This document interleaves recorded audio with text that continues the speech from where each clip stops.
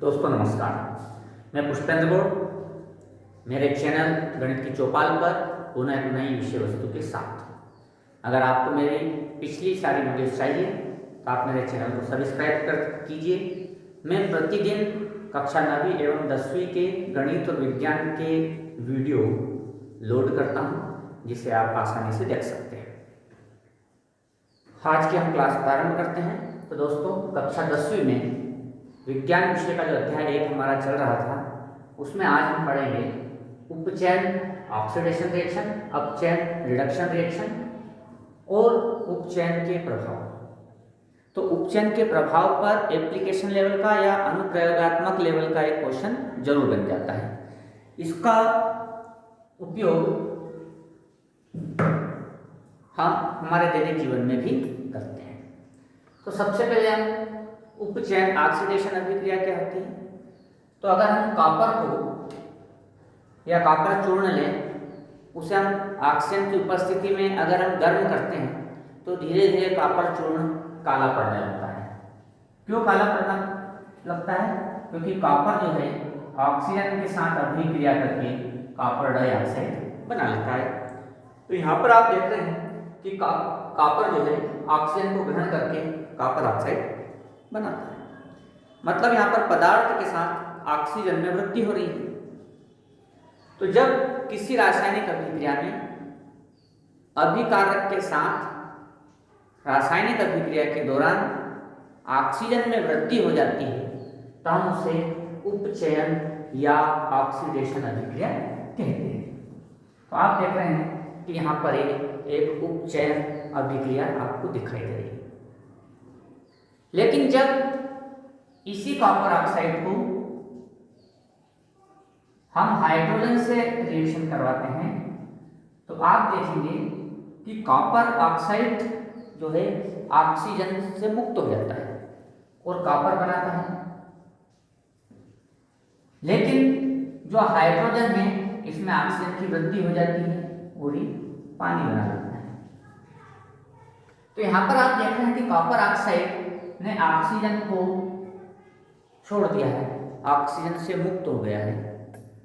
तो ये जो अभिक्रिया है ये अपचयन अभिक्रिया कहलाएगी, जिसको हम बोलते हैं रिडक्शन केमिकल रिएक्शन। और यहाँ पर आप देखेंगे कि जो हाइड्रोजन है उसमें ऑक्सीजन की वृद्धि हो जाती है। तो ये वाली अभिक्रिया उपचयन या ऑक्सीडेशन अभिक्रिया कहलाती है। तो ये जो उदाहरण है, इस एक ही उदाहरण में एक अभिकारक ऑक्सीजन से मुक्त होता है और एक अभिकारक ऑक्सीजन को ग्रहण करके नया उत्पाद बनाता है।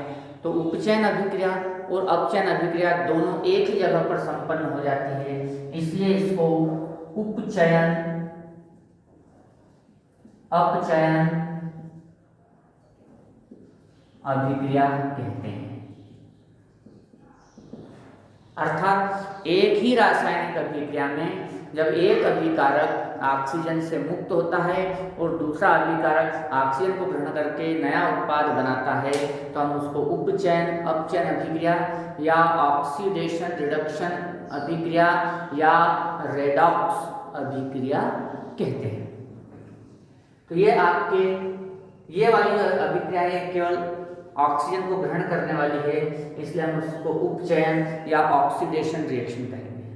लेकिन इस वाली रासायनिक अभिक्रिया में उपचयन भी हो रहा है, अपचयन भी हो रहा है, दोनों अभिक्रिया एक ही रासायनिक अभिक्रिया में संपन्न हो रही है, इसलिए इसको उपचयन अपचयन अभिक्रिया या ऑक्सीडेशन रिडक्शन अभिक्रिया या रेडॉक्स केमिकल रिएक्शन कहेंगे। अब उपचयन मीन्स ऑक्सीडेशन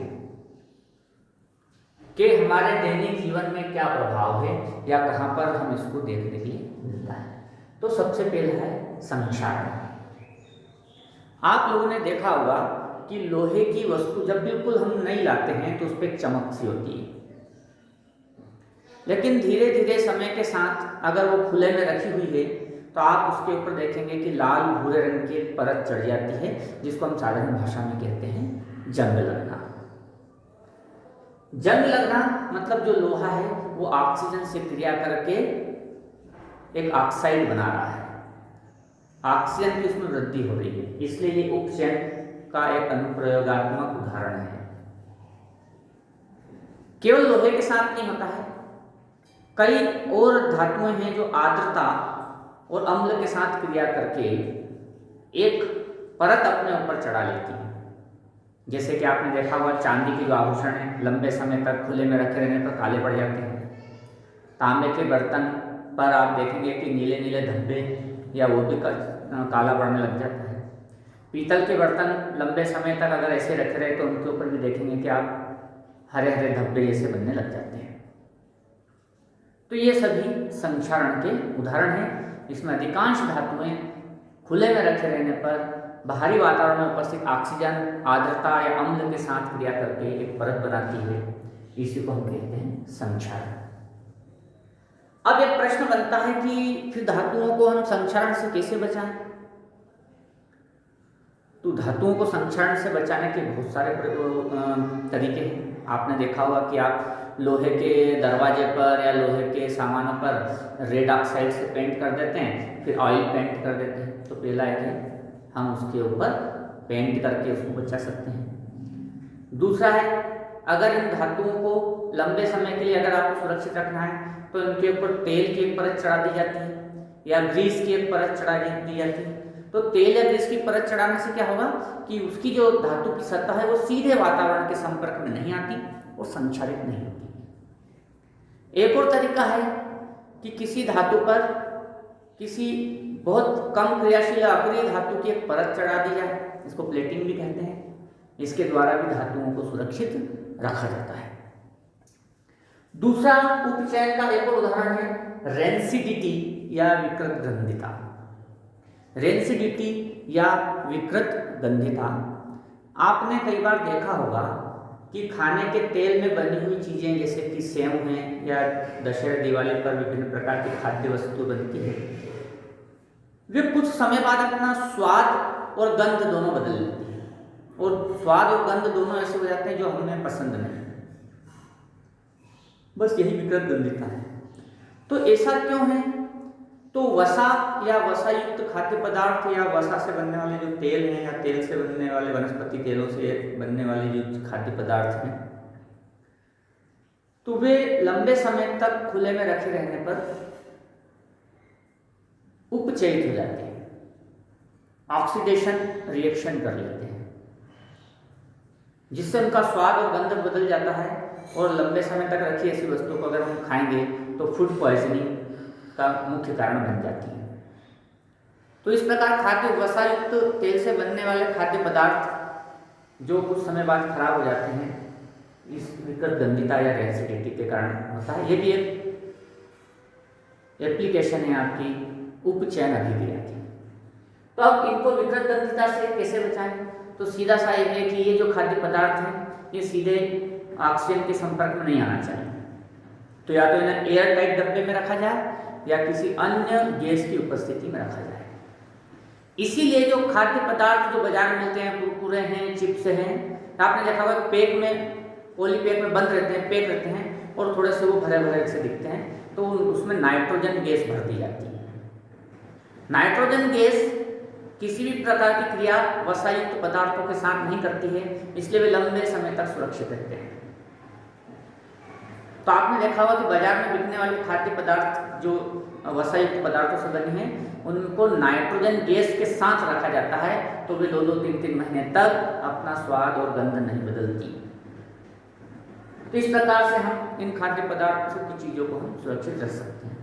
तो दोस्तों यहाँ पर एक प्रश्न बन जाता है कि वसायुक्त तेल से बनने वाले खाद्य पदार्थ में कौन सी गैस के साथ सुरक्षित रखा जाता है और क्यों? तो उसका ये गंधिता एक उदाहरण बन जाता है। तो ऐसे प्रश्न आप बन जाते हैं।